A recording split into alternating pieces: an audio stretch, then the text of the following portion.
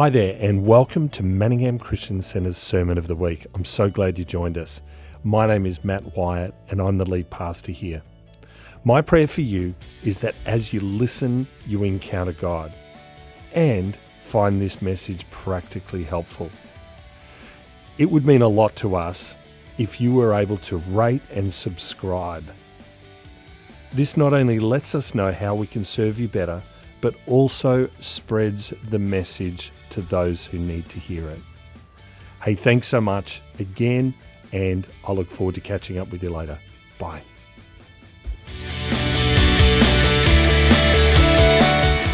As long as you like. What a fabulous introduction. I should take you everywhere, Trent. That's fantastic.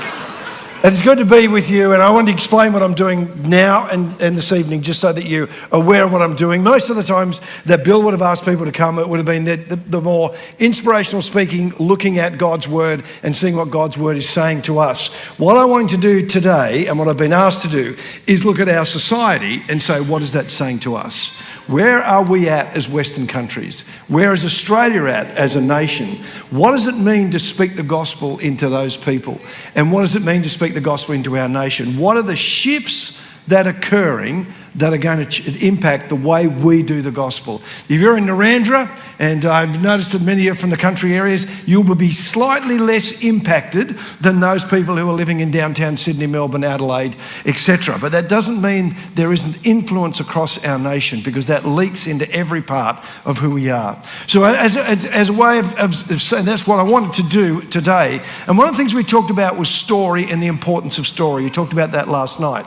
And what story does is gives us a narrative which actually creates our culture. A guy called Paul Connaughton, who's passed away now, wrote a book about culture and forming culture. And his whole point was forming culture was not about just historical learning. It's about the stories that we tell, which creates a narrative, and that narrative creates a culture. And that culture reinforces itself by the stories that it continues to focus on. So if you're wanting to change a culture, you need to change the story. And one of the things that we need to recognise as we talked this morning and tonight is there are a lot of pressures out there within the community of a nation like Australia, but I'm going to mention America as well, where people are trying to change the story because they want a new narrative, because they want to shift the culture. And there's three ways that people do that. One is to change the story by taking the story away. Now, you probably think, well, that's a bit dramatic. I'm not sure how that would ever happen. But if you look back into Poland in the Second World War, as the Nazis took over Poland, there's a guy called Rod Dreher who's written a book called Live Not by Lies. Now, this is not the point of the book, but it's an example of part of the book that really stuck with me. He said when the Nazis took over Poland, and unfortunately for the Polish, it wasn't just the Nazis, because, after the Second World War, they were then embraced, as a generous term, into the Soviet Union. Then the same thing happened again under the Soviet Union. What Dreher says that the Nazis wanted to do was not just dominate Poland militarily or politically, they wanted to stop what it meant to be Polish. And think about that.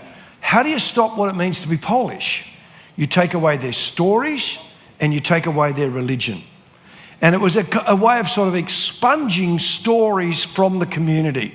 And interestingly, as Rod Dreher says, one of the things that happened in Poland was that the Polish were never going to win militarily, and the Polish were never going to win politically. They just didn't have the ability.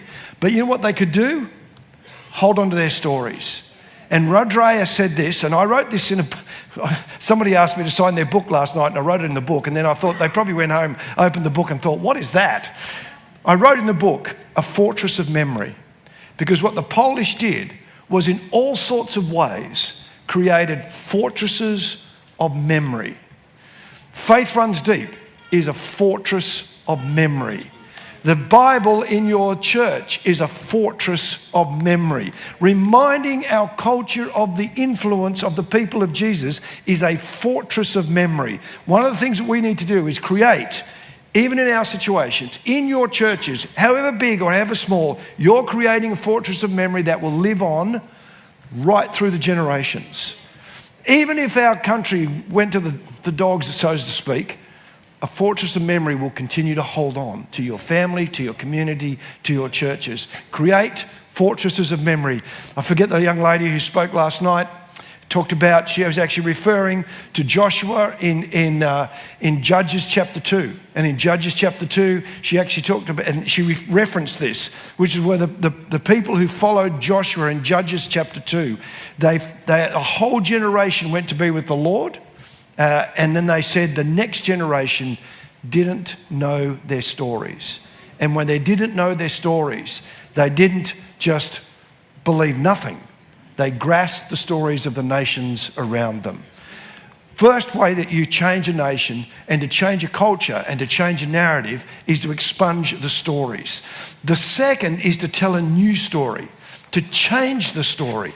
Now in America, one of the great pressure points in America is, and this has happened certainly since the death of George Floyd in 2020, and this has been bubbling away but sort of found full voice after that happened, was the idea that America is systemically racist.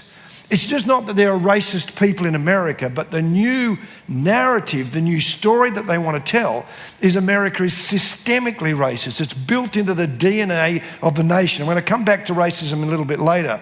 But the intriguing thing is that in a couple of years ago, there was a thing called the 1619 Project.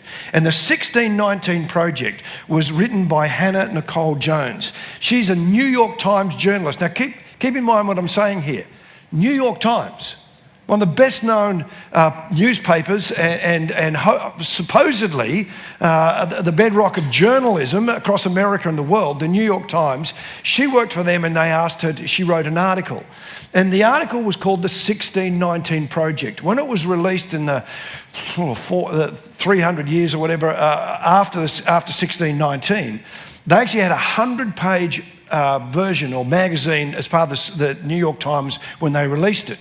The 1619 Project is basically saying this. You will know, I'm sure it's on the top of your mind, that America was started in 1620 when the Mayflower went from England to America, the east coast of America, and here was a group of people looking for what?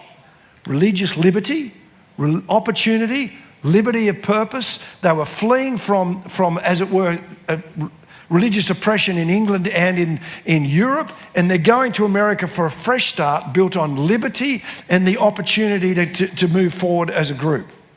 So that's the kind of story of how America is settled. The 1619 Project, Hannah Nicole Jones is actually saying, no, actually, what happened in 1619 was there was a Portuguese trading ship moving up the east coast of what became America. They'd been down south, and when they got to Virginia, they needed some extra money. They were looking for some finances, so they actually sold 30 slaves. Now, slavery, no one's justifying slavery, and slavery is a terrible thing, and the buying and selling of people is a dreadful way to treat people. But they sold these 30 slaves. And Hannah Nicole Jones is basically saying that is the settling of America, settled by the buying and selling of black slaves. She wrote the article and then later a book and made a bunch of points. One is that the Revolutionary War was to protect, so the war of independence was to protect the US ability to hold slaves. Now you're probably thinking, I don't remember reading that. That's because no one's ever written it. That Abraham Lincoln was a racist who wanted to protect slavery. That the whole bunch of accounting system and double accounting, as it's called, was actually the result of the slave trade and the slaves from the plantations. Now, these are kind of bizarre claims that nobody in history has ever written before. Do you know that paper, which became a book, won a Pulitzer Prize? A Pulitzer Prize. It is now taught, Rod Dreher actually referred to this, it's now taught at the time of Rod Dreher's writing his book, Live Not by Lies, taught in 4,500 schools across America. Why would that be the case? Because it's what they want to believe. They want that to be true. and they're looking for a new narrative to prove a concept in their mind that America is systemically racist. There's a guy called Douglas Murray. I'm going to talk about Douglas Murray again this evening, but let me just read what he says. He says, within living memory, the story of America had been one of a great leap into glorious liberty, led by some of the most remarkable men of their age or any age. Now, instead, the American story was rooted in crime that can apparently never be alleviated. Change the story. You wipe the story out, or you tell a new story. And the third is what we face in Australia, is that you tell a jaundiced story. And the jaundiced story that's told in Australia of Christian influence and faith is not what I talked about last night. It's that we've failed children, we've failed the vulnerable, we've failed the Indigenous people, and we're failing as an institution. Now, I think those four things are all actually inaccurate, but that's the story being told. And what's trying to happen is there's this notion of changing the narrative, to change the story, to shift the culture. And our task in the middle of all of that is to create fortresses of memory. Our job is not to kind of somehow change the past and change the story so the Christian church looks better or the people who follow Jesus look better. What we're trying to do is to be accurate in what happened and to defend the story and to create a fortress of memory. I want to talk about, as we come into this, the notion of change in the narrative actually is a shift in what we see as important from a religious worldview point of view. And what it is as a church that we're, for want of a better word, fighting against or standing against, or what is the opposition to the Christian message. And I want to take you back 12 years, 13 years. If you remember 2010, what was the big deal in 2010? This is not a test. I'm going to give you the answer. But you think about this. What's the big deal in 2010? If you went back to 2010 and you were looking at what are the big issues for the church, what's standing against the gospel, what are we fighting with in 2010? You might remember it was actually the new atheists. Do you remember the new atheists? Richard Dawkins, Sam Harris, Christopher Hitchens, who's passed away, Daniel Dennett. These guys were called the four horsemen of the apocalypse. They were everywhere. Richard Dawkins' book, The God Delusion, sold 3 million copies. That's a lot of books. If you remember back at that stage, if you were still in primary school or high school, just suffer through this, all right? But if you remember back at that stage, there were conferences all over the world. There's a conference in Melbourne, the Atheist Conference, which is kind of bizarre actually, to come all the way around the world to get to a conference about something you don't believe in. They were on air all the time. They were quoted all the time. They were the biggest deal. And in fact, in response from the church, what was the church doing then? We were creating organisations to stand against the new atheists, weren't we? There were all sorts of organisations, the Centre for Public Christianity here in Australia, Thinking Matters in New Zealand, the Oxford Centre for Christian Apologetics in Oxford. Great organisations, fantastic people, and they're standing against the new atheists. Here's a question. When was the last time you heard of the new atheists? Kind of interesting, isn't it? The new atheists are not so new. In fact, they don't actually exist, almost. I'm not saying that atheism doesn't exist. But when you think about that, it's a reminder that what we need to do today in bringing the story of Jesus to Australia is to recognise we're not fighting with a generation ago.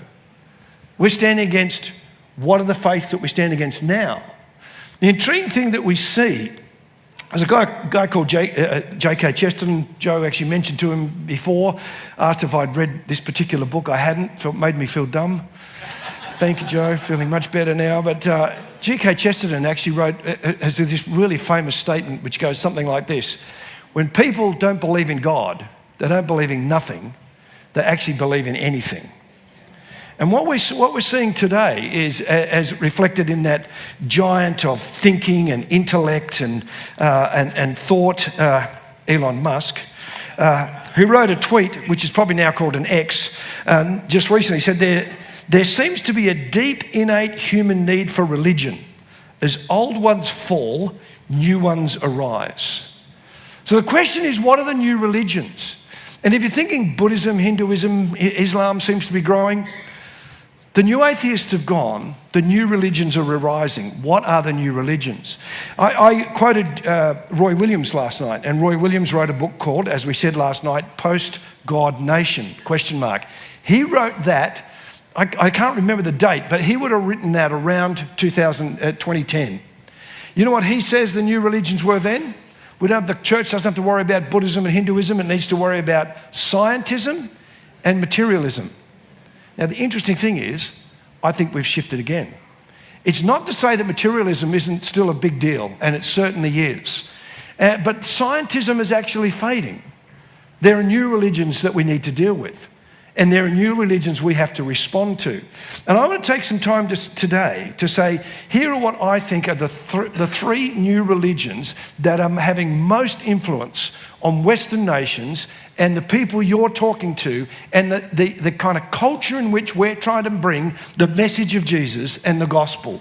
What are the new religions? Now, interestingly, these new religions you will have heard of or thought of as being ideologies, kind of frameworks of thinking. But they're more than ideologies. They're more than just frameworks of thinking. What is religion? Religion is the thing that gives you purpose. It's the thing on which your world revolves around. It's the kind of concept framework that actually creates purpose, meaning, focus in your world. So what are these today? There are three in my mind. And here's the first one: LGBTIQ+, diversity, inclusion, and tolerance.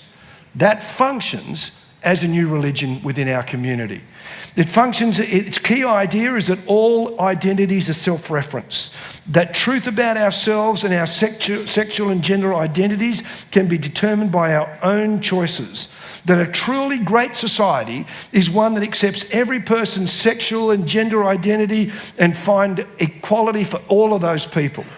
The original sin, if we can use these terms from a religious point of view, the original sin is to stand in the way of a gender or sexual identification, and increasingly, the original sin is a failure not just to live with it, but a failure to enthusiastically endorse those views.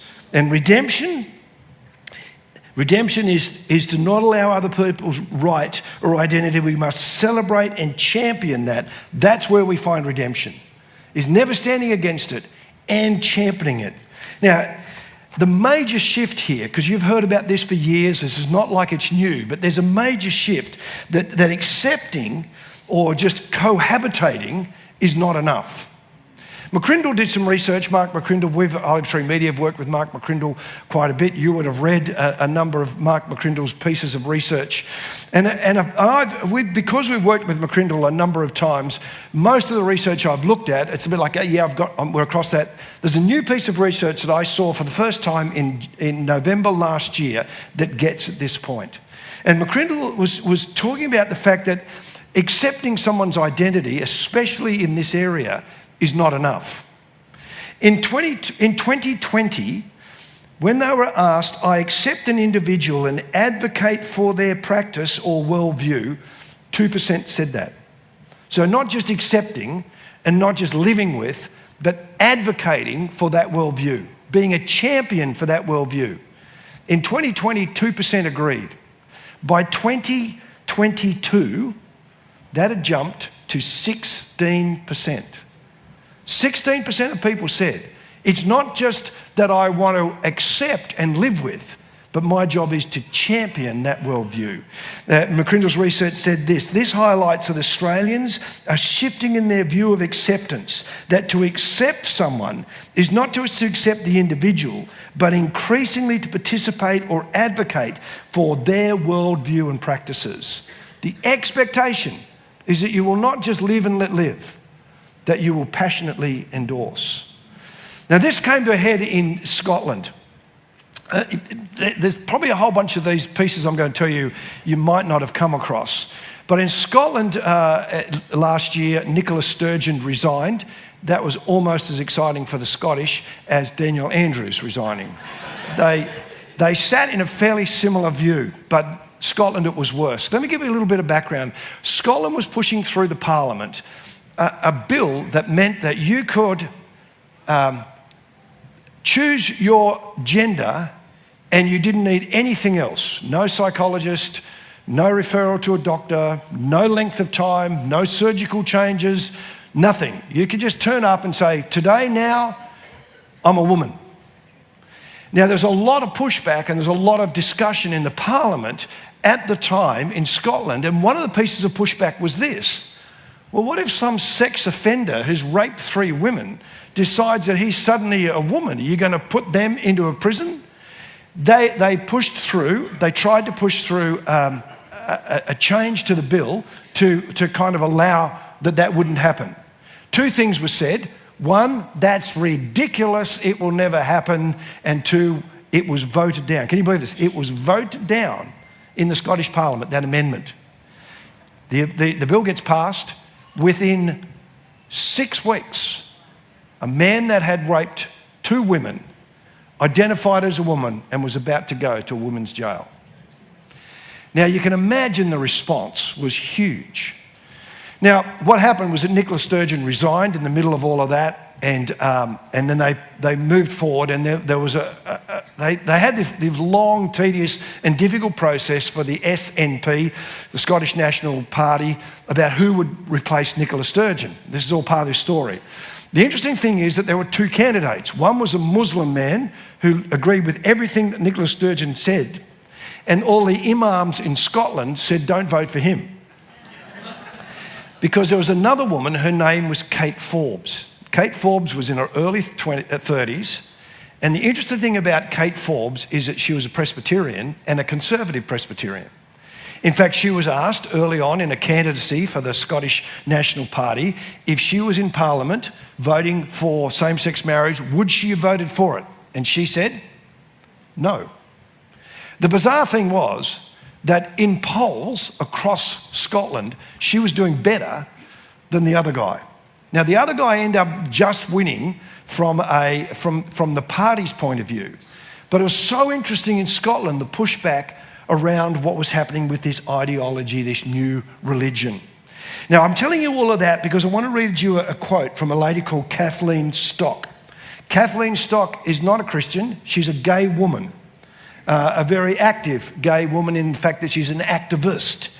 And she wrote an article in a thing called The Unheard. And she wrote this. Now, keep in mind, for those of you who are not across this, Presbyterians are a Calvinist theology. Got that? That's important for this. Presbyterians are seen as Calvinists. Here's what Kathleen Stock wrote. As I say, we have here a clash of 2 religions. One of them is full of sanctimonious, swivel-eyed, moral scowls, rooting out heresy and trying to indoctrinate everyone into their fantastic view of thinking. The other is a branch of Calvinism. Now think about what Kathleen Stock, not a Christian, a gay woman, a lesbian woman, what is she saying? This ideology is held with religious passion. That's what she's saying. And the framework sits in that space. Kerry McBride was in Scotland. This guy went to have a temporary job with the Transport Department in Scotland. He's enrolled, because to get a job with the Transport Department, you had to be enrolled in a training session run by the internal LGBT plus network.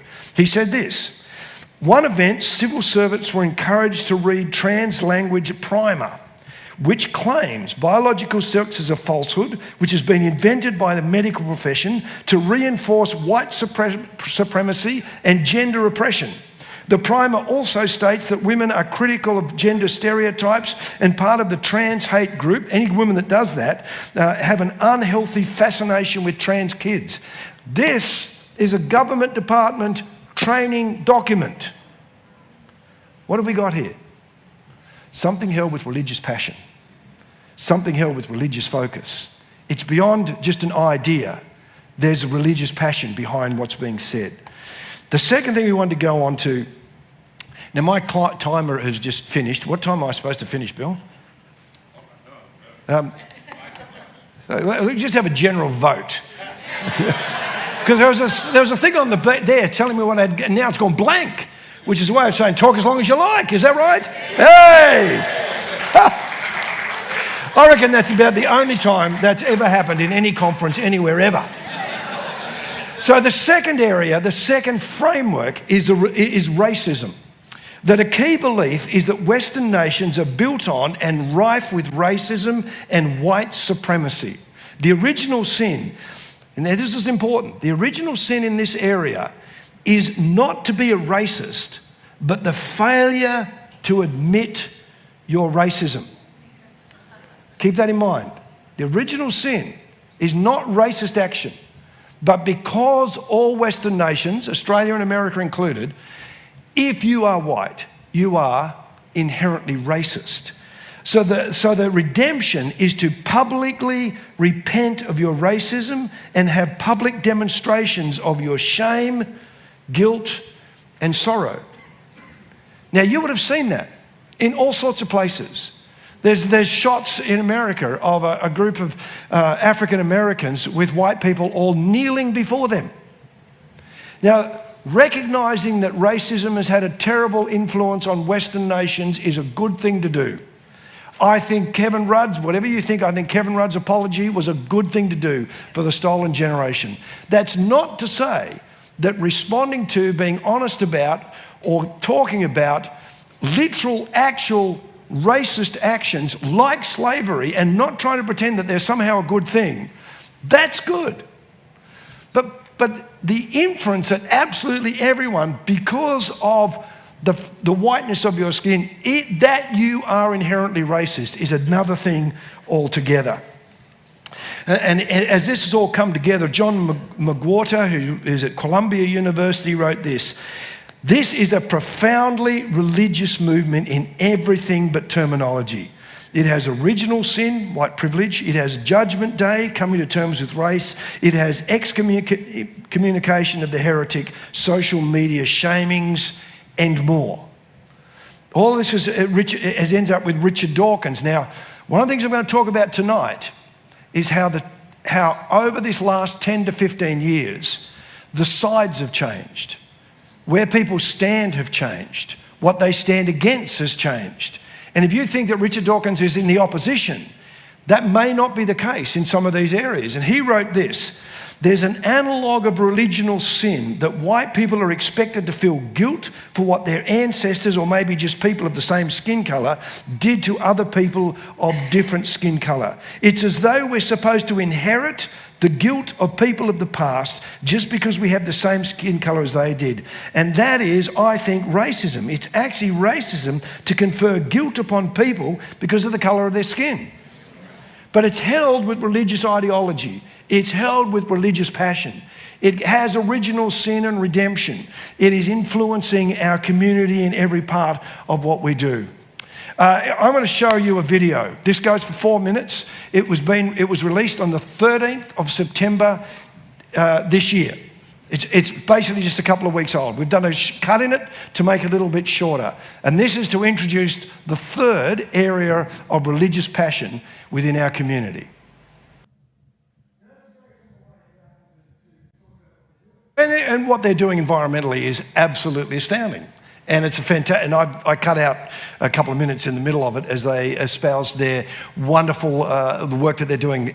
Great work for the environment. But did you get the feel that there's something else going on there? The sense that the environment is more than just where we live. There's this notion, as a guy called Robert Barron, who's from Rochester, says, "What strikes me immediately is the combination of awe and fear in the faces of those around the table, a reaction that can only be characterised as religious." And holding on to the environment with kind of religious passion, I think, becomes part of one of the religions that we're dealing with in the West today. The belief that the environment is the seedbed of the soul and that of human race. We owe our existence to the environment, and we're no more significant than any other part of the environment or any of the other creatures. We've got the move from global warming. You've noticed this language over the last 10 years, probably shorter than that. Global warming to climate change, to a climate emergency, to extinction rebellion. And this push is having an enormous influence on how we think about ourselves. And in fact, I'm going to talk about this tonight, is also striking fear into a whole generation of young people. I mean, interestingly, just a few months ago, Greta Thunberg had to delete a tweet. She tweeted in 2018 that the world would end in 5 years. In May, that didn't seem to be the case, so she needed to delete the tweet. But what we're saying is that there's extremism around this whole way of thinking. The original sin is your personal carbon footprint, what we drive, what we eat, what we drink, and how we live. Redemption is to repent of your creature comforts and to reduce our carbon footprint. Now, is that a good thing? Of course it is. Although I must say, as an aside, people who fly around the world in private jets lecturing me about what car I drive is a little annoying. Now, what's the general argument? So I've just shortened the last two because I don't think they're as impactful as the first. What is the general arguments in these? That they are religious in style, affiliation, and values. They are not just an ideology. They're a religious framework. Justin Briley said this: the problem is that the acolytes who congregate around these new totems, and here's a couple more, but LGBTI rights, environmentalism, feminism, anti-racism, and patriotism are often inherent the worst aspects of religious fundamentalism in their zeal for justice. Nick Cave, singer, you know the name? Australian rock singer, I guess you'd call him. I think the divisive nature of the cultural arguments these days is religious in temperament, and the worst of religion is puritanical, superior, and self-righteous. That's what we're dealing with. And the intriguing thing is that this new religion has been talked about or referred to as wokeism. Now, let me just say one thing about wokeism. There'll be people who will tell you that being woke is being awake and that that's a pretty good thing. That's like saying being gay is happy. Now, when you say someone's gay, they don't mean they're just having a good day. It talks about what... Wokeism is not what it used to be stood for. Wokeism stands for all of these ideologies. And the intriguing thing is that you've got the atheist, what was then the new atheist, and that framework of people who are now rethinking what they stand against. At one stage, they stood against Christianity and religion because they believed that was the place that was all a negative influence on Western nations, and we need to rid the world of Christian faith and belief, and if we did that, we would create a better nation and create a better future. The intriguing thing is that they're now rethinking that view. It's a guy called David Silverman. And David Silverman used to be the head of the atheist movement of America, or the president of American atheists. That's what it was. And he wrote a longish social media post, and I want to take a bit of it. And he's writing about what he sees in America right now. Now, I don't agree with the first statement, but let me just read what he wrote. He said, "The atheist movement won and Christianity is dying, yay." Now, I don't necessarily agree with that, but that's what his view is. Where's the atheist, the new atheist, the atheistic movement, the American Atheist Association? We've won this argument. And how good is that? But he said this: but the country is reacting by embracing a new mythology, which is clearly destroying our country. Let that sink in. It is clearly destroying our country. The masses yearn to be told what to think, not the freedom to learn and to read and to do skepticism. Wokies don't read the other side ever. Skepticism is left out, is itself out of vogue. So he says, what did we win? The booby prize of a worse religion run by the government. A new state church without a church, completely legal constitutionally and utterly destructive. Now let me just stay on that for a moment. What Silverman is saying is that when he was standing against Christianity, he was standing against a religious church institution that stands within the community by itself, and we're standing against that. What he's saying here is wokeism, at its worst, is actually held by the government and created by the government and protected by the government. Hence the training that guy in Scotland had to do when he was trying to get a job as a part-time job with the Transport Department. He's been pushed through this. And you know, and I know, this is being pushed through our institutions, through our schools, through the media, all of these spaces. That's the places that we're being impacted by these three religions. And what does he say next? I'm afraid I've lost faith in the power of atheism to release the masses from the clutches of lies. They just run to new lies. Now, I don't agree that what we believe is a lie, that he does. But what's the point he's making? They are looking for religion. People are innately religious. Christian faith was religious, but these ideologies are religious. And what I think our nations will find is it will be as hollow as atheism. Why has atheism failed? Now you're probably thinking, well, it's obvious why atheism has failed, because it's not true. And you'd be right. One of the reasons that atheism has failed, and Justin Brierley, who's written a book called The Surprising Rebirth of Christianity, and we chatted to Justin earlier this year, and I want to mention that this evening when I speak. But one of the things that Justin Brierley in his book, The Surprising Rebirth of Religion, says that the fact that atheism had such an impact on the next generation seems like a great idea, except it left a moral void. It's hard to go through life not believing anything. There's no real point. One of the things that they're finding in America, which we know of, which is just awful, that deaths of despair are growing.